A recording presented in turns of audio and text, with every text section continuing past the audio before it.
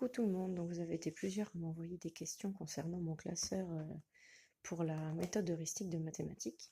Du coup, je vous fais une petite présentation rapide en vidéo. Donc déjà, la première question que j'ai reçue très souvent, c'est comment tu as fait pour décaler tes intercalaires et pour avoir vraiment les 24 intercalaires visibles. En fait, c'est un gros coup de bol. J'ai récupéré un jeu d'intercalaires que j'avais à la maison et j'en ai acheté un autre. Et il s'est avéré que voilà, le deuxième était légèrement plus large et ça faisait dépasser du coup les 12 intercalaires suivants. Donc c'est quelque chose qui du coup m'arrange très bien. Comme ça, j'ai vraiment tout sous les yeux. Mais c'est vraiment le pur hasard, quoi.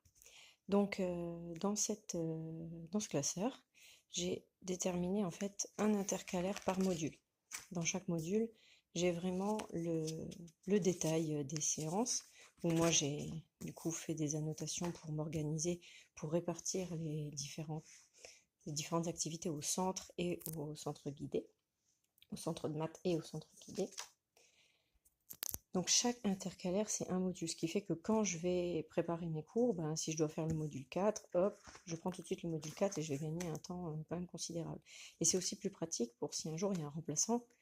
Voilà, si dans mon cahier journal il y a écrit module 4, voire classeur bleu, c'est quand même plus simple. Il aura tout dans un seul classeur, il n'y aura pas besoin de fouiller à 10 000 endroits différents. Tout sera vraiment là.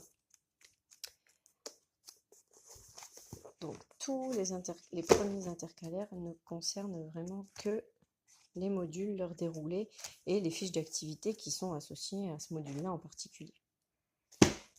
Donc, par exemple, il y a les devoirs, les fiches d'exercice par module.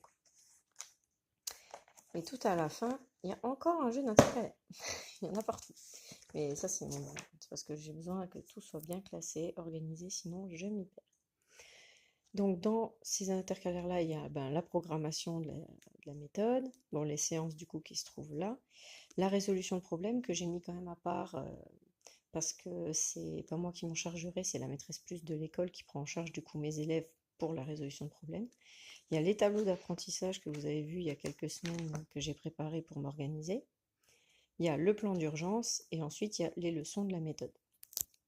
Et tout à la fin du classeur, on trouve les jeux. Les jeux, les fichiers du moins. D'abord les fichiers que j'ai fait en deux versions du coup. Une version A5 qui me servira au centre guidé pour photocopier pour les élèves et une version en A4 couleur que j'ai plastifiée et qui sera disponible au centre. Parce qu'en fait, je ne compte pas utiliser les fichiers tels quels dans ma pratique des centres d'autonomie parce que déjà c'est pas possible si je veux conserver mon organisation que j'ai pris longtemps à mettre en place et qui me convient très bien comme ça. En fait, les élèves auront dans leur cahier leur fiche de suivi du fichier. Et les exercices, soit ils les feront au centre sur les versions plastifiées, ils les prennent en photo pour que moi je jette un œil, ensuite ils valident dans leur cahier. Soit, effectivement, je ferai des photocopies de ces fiches A5 pour coller certains exercices dans leur cahier et ils les feront à ce moment-là en centre guidé avec moi. Donc voilà, il y aura vraiment deux façons. Tous les exercices ne seront pas faits dans les fichiers ou au U. Voilà, il y a des exercices de la méthode, des exercices de fichiers, je veux dire, qui seront faits en autonomie complète. Donc il y a tous les différents supports. D'ailleurs, problème, il faut que je les range ailleurs. Et à la fin, on trouve aussi les règles des différents jeux. Les jeux, eux, sont déjà plastifiés et mis à disposition dans le meuble du centre de mathématiques.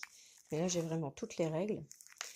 Et donc les règles, je pouvais y accéder sur l'ordinateur. Mais là, j'ai voulu vraiment imprimer toujours dans l'esprit de s'il y a un remplaçant. Voilà. Ayant été remplaçante moi-même, je sais que c'est quand même pratique quand on arrive et que tout est clair. On a tout à portée de main.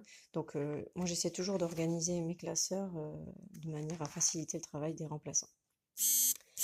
Et ça, c'est aussi en partie parce que j'aimerais au fur et à mesure du temps laisser les règles à disposition des élèves, en fin d'année notamment, sur tous les jeux dont les règles peuvent un petit peu évoluer, comme ça ils pourront prendre connaissance, faire des exercices de lecture dessus, et j'aurai déjà tout sous la main. Donc voilà comment j'ai organisé mon classeur pour la méthode heuristique de mathématiques. Après, c'est pas une organisation parfaite, hein, ça, certainement. Je verrai après 1 an d'utilisation ce que ça donne. Mais voilà, moi au moins j'ai tout dans un classeur, tout à disposition, et ça me convient très bien comme ça, parce que voilà, c'est ce qu'il me faut pour me contenter avec ma maniaquerie et mon organisation légendaire. Voilà, bonne journée.